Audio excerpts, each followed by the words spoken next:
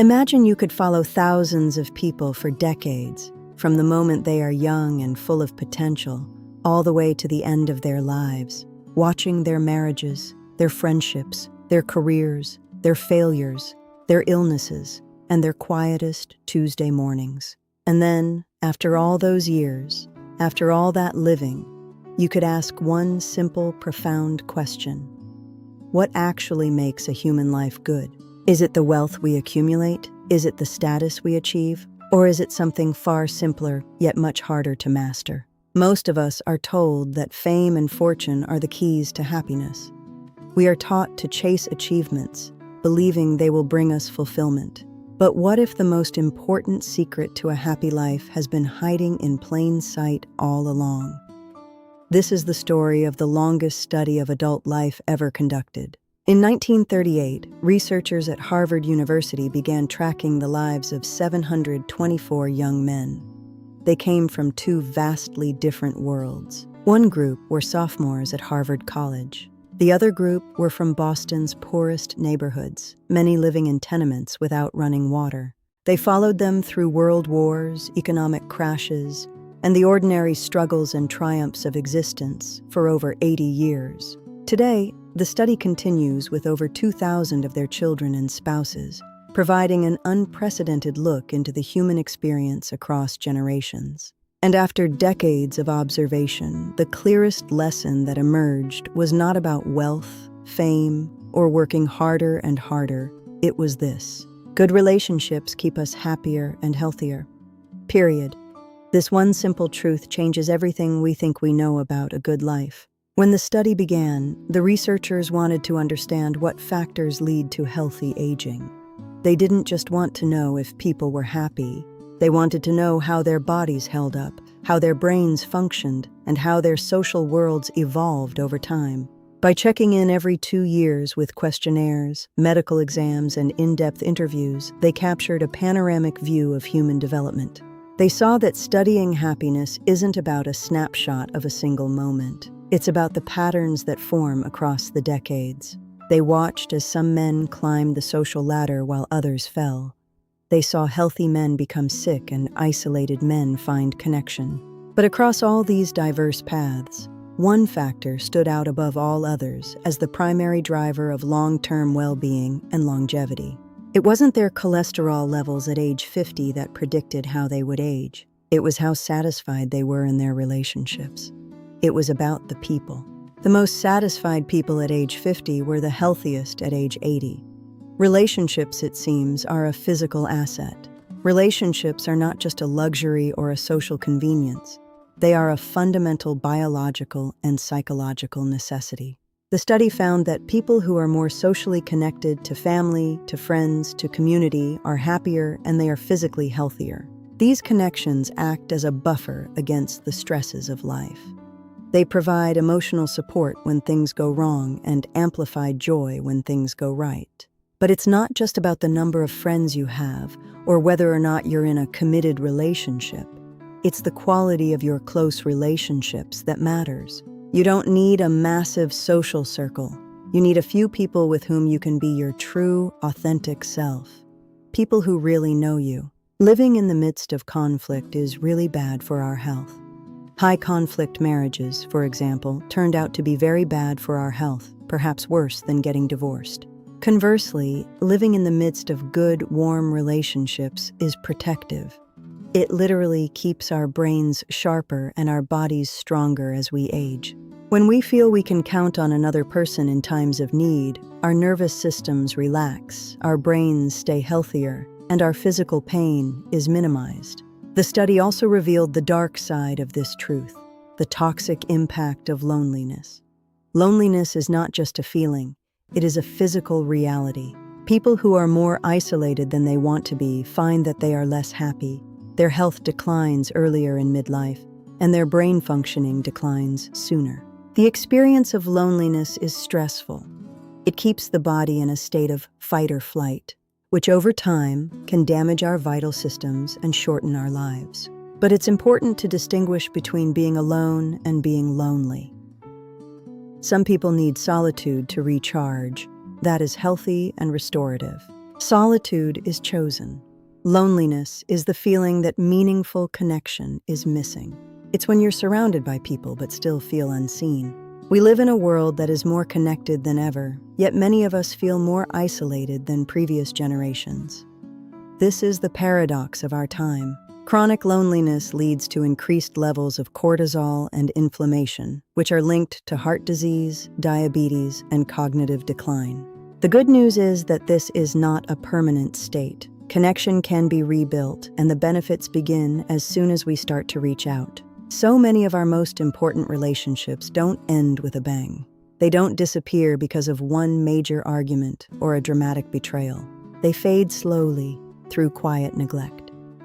A phone call that wasn't returned, a visit that was postponed until next month, a friendship that was simply taken for granted. Often, the relationship that could have given us the most comfort is still there, just beneath the surface. It's simply waiting for someone to reach out. It takes courage to be the one to reach out first. It takes effort to maintain the bridges we've built throughout our lives. But it is always worth it. Just like a garden, relationships need constant maintenance. They need the sunlight of attention and the water of shared time to thrive. Think of one person you've been meaning to contact. Today, make that call, send that message, arrange that coffee. Don't wait for the perfect moment. Sometimes a simple gesture is all it takes to restart a connection that has stalled. The smallest effort can yield the largest rewards. Remember, you are not just maintaining a relationship. You are investing in your own future health and happiness. We often talk about money as if it is the ultimate measure of a successful life. And to be clear, money does matter. It provides security and reduces stress.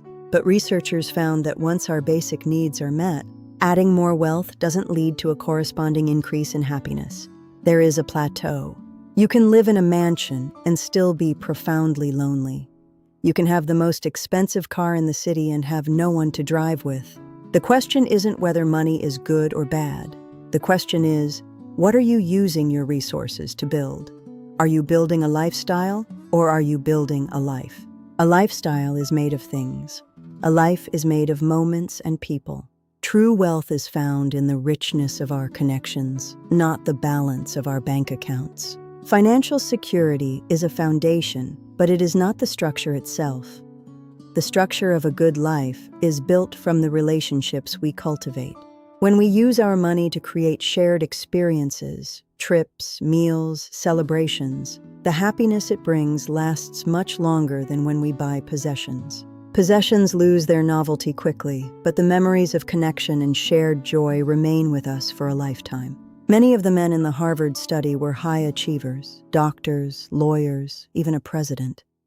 They reached the peaks of their professions. But when they looked back from the vantage point of 80 or 90 years old, they didn't talk about their promotions or their awards. They didn't talk about their titles. They talked about the people they loved. They talked about the children they raised, the friends they kept, and the moments of connection they shared. You can win at your career and still lose what matters most. A successful life is not necessarily the same thing as a meaningful life. Success is often about what we take. Meaning is about what we give. When you look back at 80, what will you remember? Will you remember the meetings and the spreadsheets? Or will you remember the people who were there? The lesson is clear. If you want to live a life you can be proud of, don't just ask what you can achieve next.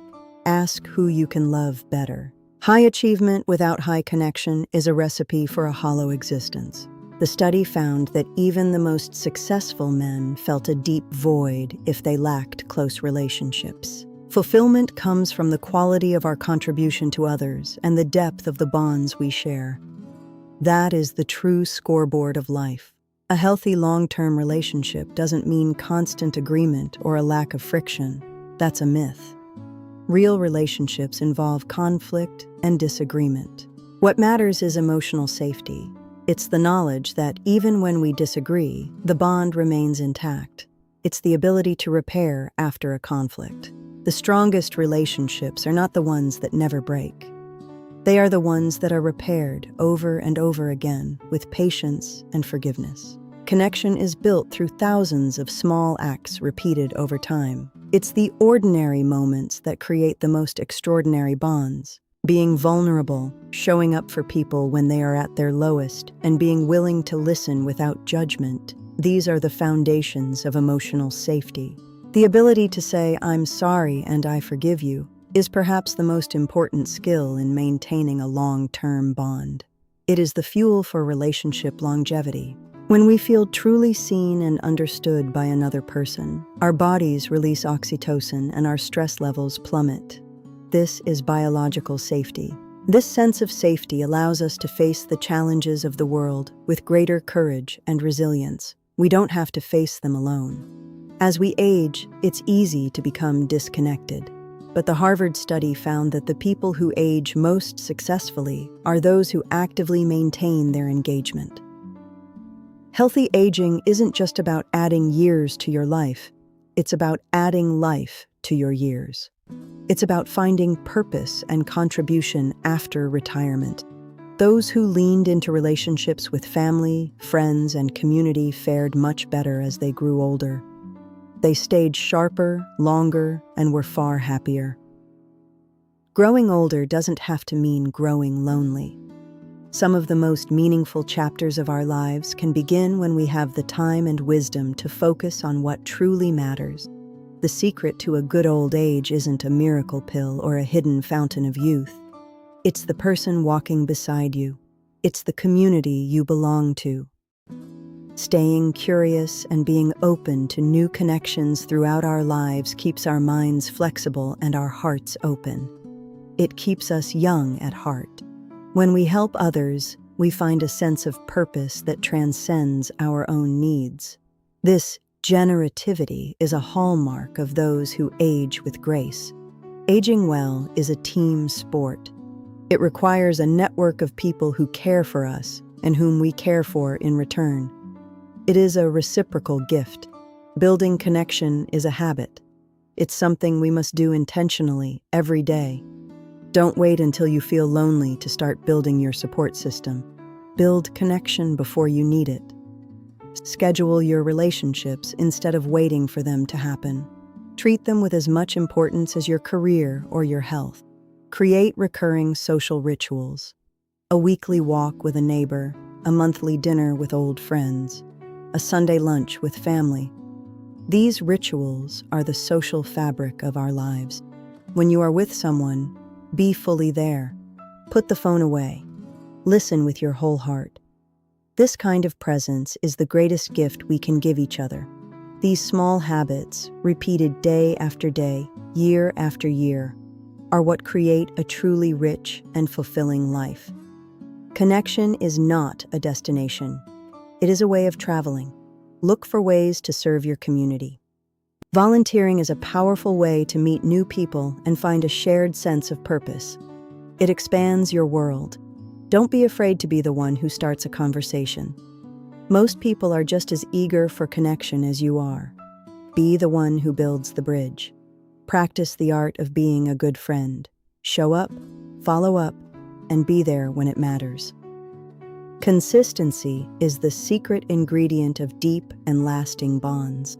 At the end of a long life, the scoreboard looks very different than we imagined when we were young. The question is no longer how impressive your life appeared to others. A life well lived is a life well shared. It is found in the laughter of friends, the comfort of family, and the quiet presence of those who know us and stay. A good life is not built in one extraordinary moment or through one massive achievement. It is built in thousands of ordinary ones. It's built in the phone calls, the shared meals, the walks, the apologies, and the choice to stay connected even when it's difficult. It's the work of a lifetime. The Harvard study has given us a roadmap, but we must be the ones to walk the path. The science is clear, but the implementation is personal and profound. We are social creatures, woven together in a complex web of connection. When we strengthen one thread, we strengthen the entire tapestry of our lives. The moments of connection we create today are the memories that will sustain us tomorrow. They are the true legacy we leave behind in the hearts of others. A life well lived is a life well shared. It is found in the laughter of friends, the comfort of family, and the quiet presence of those who know us and stay. If you want a happier life, don't only ask what you can achieve next.